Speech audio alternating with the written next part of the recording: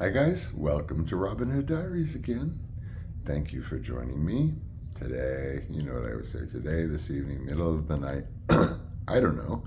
Whatever it is for you, it is not for me. It's evening here. Instead of jumping to what I was planning on jumping to today, I want to do a part two of yesterday. Now, yesterday we talked completely within the customer service arena.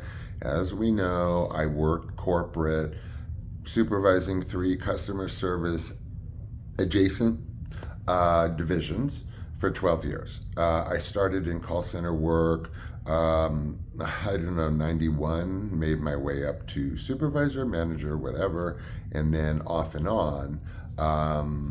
During those lost years before I met my husband, I cut my teeth on call centers. Then I went to become a social worker, and then I landed corporate. Big mistake because I took the money. I landed in the most uncreative industry you can possibly imagine. Just guess what would like stultify your brain. So, uh, I'm going to tell you what you need to know, whether you like it or not, what works to get through, to, above, around, laterally, up, down, horizontal, whatever, with customer service, particularly staff. So I know what I'm talking about. I've practiced it myself. I have run divisions where I've had to be very creative in a very uncreative environment. And I know customer service backwards and forwards and sideways. So here we go. You have a need. I don't care if it's a medical documents or if it's an overcharge or if it's a mistaken wire transfer. Don't do those. Anything global is a friggin' nightmare. But any kind of customer service, I don't care if it's insurance, particularly if it's vendor-ish or some sort of organizational or company that you've had an experience with that may have been less than pleasant or not responsive enough to get what you need. So of course we are all roads lead to the 800 number, right? Okay. This is how you work it. You have to remember, aside from humanizing these people, I don't give a frig where they're from, Philippines or whatever. My ex-wife is Filipina, so let's not even go there. They work for a living, you work for a living. All this exploitation and language barrier crap, would you just friggin' hang it at the door, okay? We're all trying to make a living globally. Them too, okay? They're not all out to make your life difficult. On the contrary, au contraire, okay? Now let me tell you what they're working under. Their whole jobs rely on beating the clock, whether they like it or not. There's a fat ass queue, no matter where you are, telling you how behind you are. And if you don't bring that whole time down, it's like, one platoon, like, the soldier doesn't do something and everybody has to, like, do push-ups or whatever. Well, it's kind of the same. You screw everyone else up unintentionally because that queue goes up and up. Now guess what? The more you're keeping them on the phone, as much as they do want to help you, believe it or not, folks, they have hearts, they have sisters, brothers, mothers, and if you put 4 and 4 equals 8 together in your head, you're halfway through. Okay, so they're human beings, okay? They do want to do their job and they want to help you. Not all of them. Some of them have chips on their shoulder and they have a permanent bad day. They're living a permanent bad day. But guess what? Some people have bad days at work, and your job is not to get them fired for their bad day. Okay, because they are, by and large, there to help you. And believe it or not, they want to.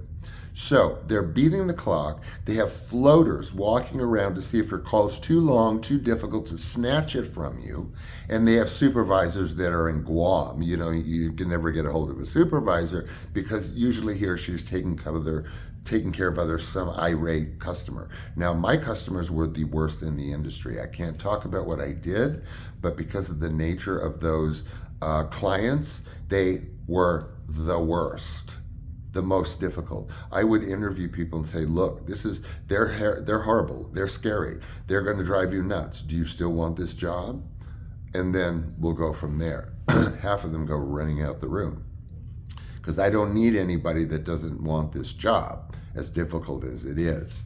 So, okay, you're dealing with friggin' human beings who want to help, believe it or not, but they have ceilings, okay? There's ceilings to what they are able to accomplish. But guess what? Your only chance with getting what you need out of a company with customer service is either the front end, the operator that answers your call. If it's going south right away, hang up, call again, get another operator. That is your most important inroad to getting what you want, not a supervisor. Do not ask for supervisors, okay? It is a frigging waste of time and oxygen. Don't say, let me speak to your supervisor. Your supervisor is in cahoots, generally speaking, with their staff. Why? What the underlings do reflects on them. What they do reflects on their boss, management, upper management, and so on. And you're the first to go. The higher paid ones are really the first to go. Why? Because you're paying them more. Okay, so you got to have a staff that wants to be there. You got to have a staff, call center staff, that is invested, you've got to make them feel that they're making a difference. And I would have raffles for my staff. I would take them out to lunch. I would humanize them, okay? Not anthropomorphize them. They're not animals, okay? They're out to help you. Now, here are a little tricks. With customer service folks, you sort of have to prompt, sort of have to ping their heartstrings. I know you got to hang your friggin' ego at the door if you want these results, and I'll tell you how big the results can be. They're your most important person, because supervisors are useless. I'm sorry, in effect, and management is not going to help you either. They're again out to cover their asses by making all of their underlings work under conditions which is not within my management theory, because it's the regular hierarchical paradigm, which they're the expendables. No, they're your royalty. Your staff is going to make you or break you, because turnover, it costs $5,000 minimum for every reboot of a new employee with benefits and everything. Nobody wants to do that. Okay, so you get the customer service on the line. She is there to help you. She wants to, believe it or not, but don't make her life difficult, because guess what? Her cue then becomes more important than you and your attitude and you barking at her like it's her fault because she represents the company. It is not her fault. It's upper management's fault. It's the hierarchy, and it's the executive offices, because the management and the supervisors are sort of like a non-entity group. Okay, so you need to work her I'm just using her, for all she's worth. And you got to tug on those heartstrings. You got to be super friendly in the beginning. Super friendly, gentle, nice. How are you doing? Even where if it's not the Philippines or whatever, where are you calling from? Are you in North Carolina? How's the weather? Oh, it's bacon over here, but we're looking at a cold spell. Whatever. Humanize the experience. I am telling you. Okay.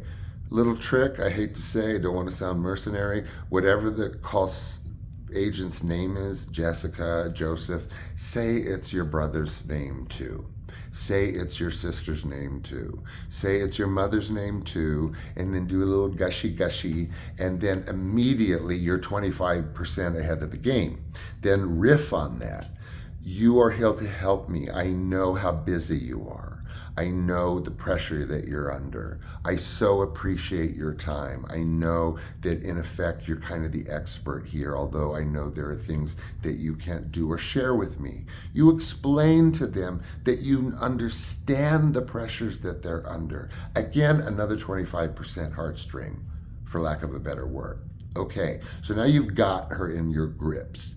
Now you work it. You laugh with her. You cry with her if you have to. You sniffle. You giggle. Anything that you would do with the lady at Walmart that you've been going to see for 5 years. That's who you're talking to. Personalize that experience with someone else that you like, okay?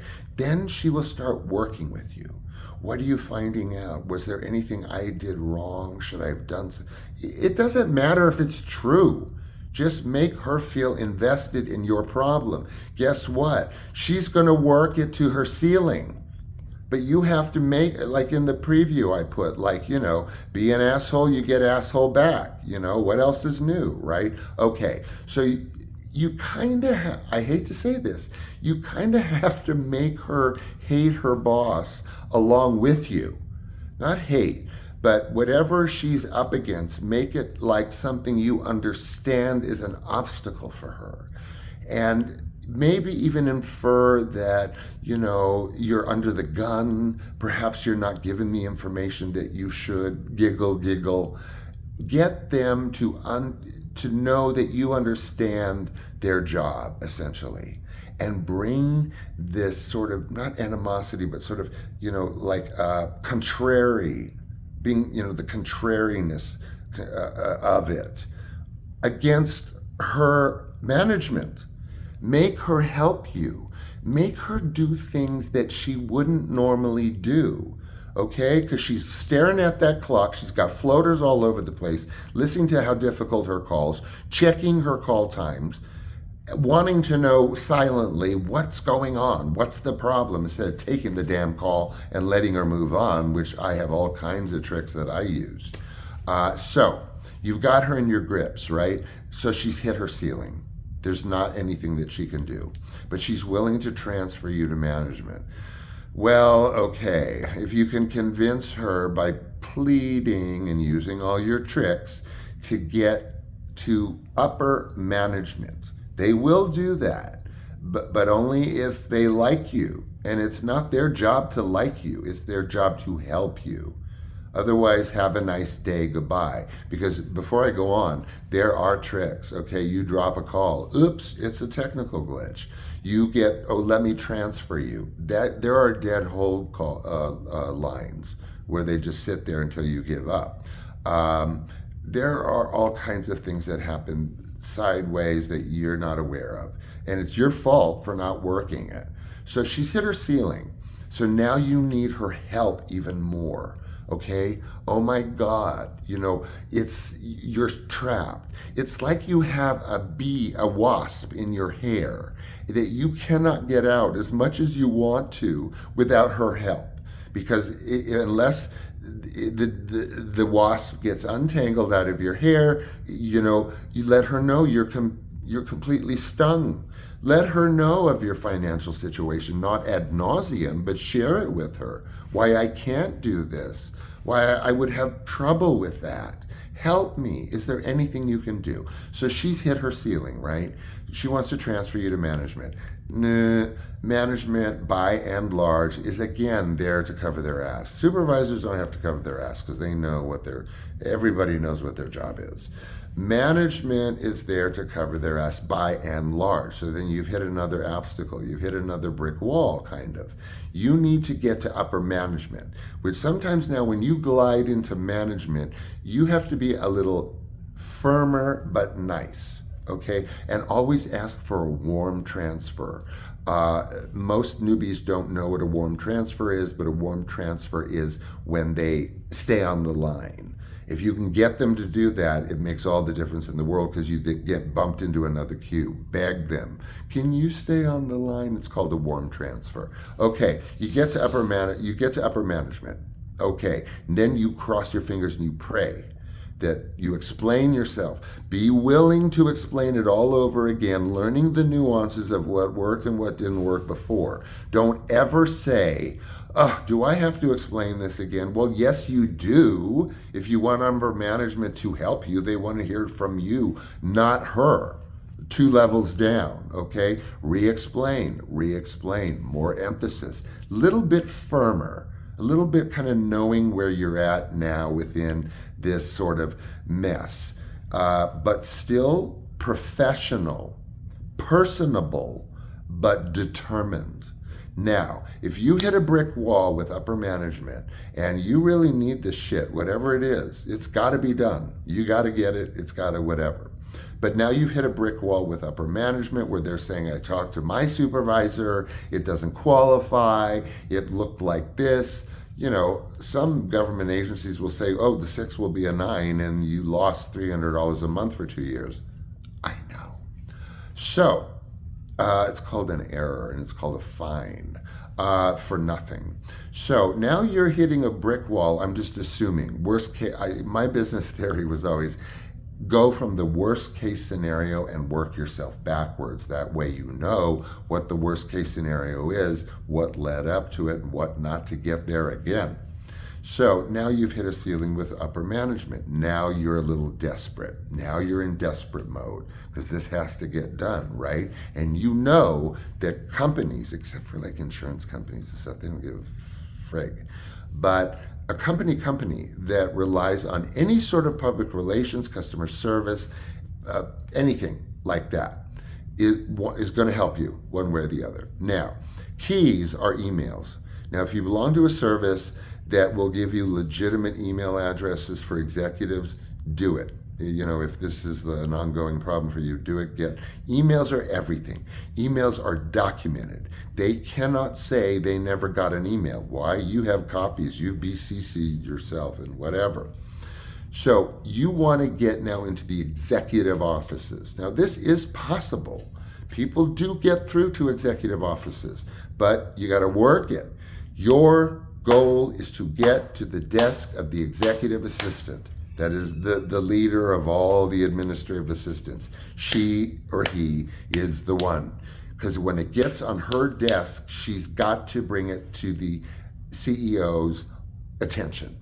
Now, those emails are very hard to get. It'll be the one email that's blinded out on the list. It'll be the phone number that you never get, right? Okay, so if you're in that bind, here's a trick. It's usually easy to get the email address of the CFO, the Chief Financial Officer, who is basically in tandem with the CEO. Finance and tech are just as important. Okay, so you get a hold of the CFO, the Chief Financial Officer's email, which is easier to get, and flood him with your problems. Get that email address, punch your most powerful, objective message, what you've been through, but do not be snarky, do not be sarcastic, do not be irate. Appeal. Remember heartstrings, they work all the way to the top, just in different ways. So now you're flooding the CFO with emails, right? He doesn't want that. So guess what? He's at an executive level. He was easier to get through to. Guess what you do? You flood him. Not voicemail so much. You can say, oh, I'm going to call you every hour on the hour, and they don't friggin' care. But emails, whole different story. So you flood the CFO with emails. The CFO will get that information to the executive assistant. That is your goal. Remember, you want to file executive complaints. I need to file an executive complaint, not a complaint department. I want to know who can help me with filing an executive complaint. It has to go to the executive offices. You can tell them it is a life or death, it is a life altering, it is a whatever kind of thing. And make sure that's taken as an executive complaint. If it does, if it doesn't, it's a crapshoot, guys. But use those techniques if you can for now. And email me. Tell me if they work. I'll give you more pointers. SEANFRYE66@gmail.com and 818-795-3443 for a text or something. Otherwise, I hope I was true to form, as usual, giving you the ins and outs to get you. I got a loan written off.